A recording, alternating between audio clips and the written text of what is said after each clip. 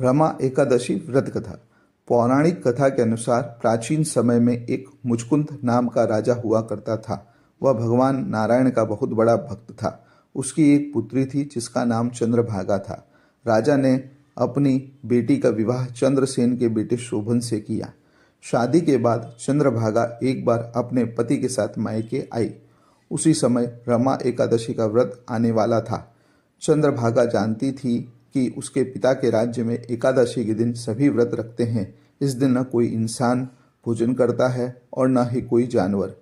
एकादशी से एक दिन पहले राजा ने राज्य में घोषणा करवा दी कि रमा एकादशी आ रही है। इस दिन नगर का कोई भी व्यक्ति भोजन ग्रहण न करे। यह सुनकर दामाद चिंतित हो गए।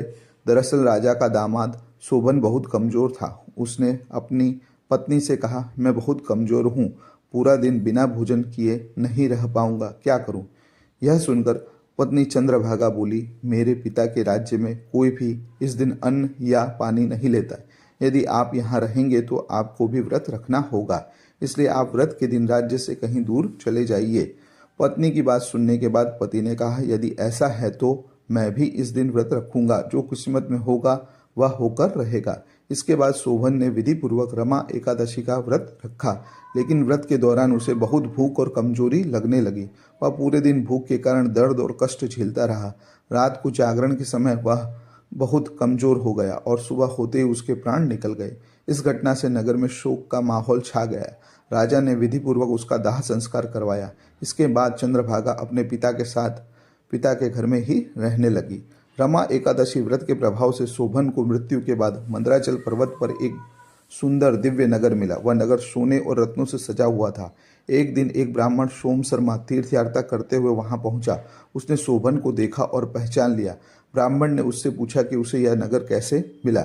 इस पर शोभन ने बताया, मुझे यह सुंदर नगर रमा एकादशी का व्रत करने के कारण मिला है, लेकिन यह स्थायी नहीं है। ब्राह्मण ने पूछा, यह अस्थिर क्यों है? शोभन ने बताया कि उसने यह व्रत पूरी श्रद्धा के साथ नहीं किया था। उसने ब्राह्मण से प्रार्थना की कि वह इस नगर के बारे में उसकी पत्नी को जाकर बताए, क्योंकि उसे विश्वास था कि उसकी पत्नी इस नगर को स्थायी बना सकती है। इसके बाद ब्राह्मण वापस घर लौटा और अगले दिन चंद्रभागा से मिला। उसने उसे सारी बात बता दी। सारी बात सुनने के बाद चंद्रभागा बहुत खुश हुई और बोली, कृपया मुझे वहां ले चलिए, मैं अपने पति से मिलना चाहती हूँ। इसके बाद ब्राह्मण और चंद्रभागा शोभन के नगर जाने के लिए निकले। सबसे पहले ब्राह्मण उसे लेकर वामदेव ऋषि के आश्रम गया। वहां वामदेव जी ने वेद मंत्रों से चंद्रभागा का अभिषेक किया। मंत्रों और एकादशी व्रत के प्रभाव से चंद्रभागा का शरीर दिव्य हो गया और वह शोभन के नगर में उससे मिलने पहुंची। शोभन ने अपनी पत्नी को देखकर बहुत प्रसन्नता से उसका स्वागत किया और उसे अपने पास बैठाया।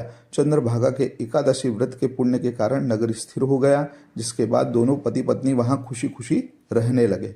बोलो जय श्री हरि विष्णु की।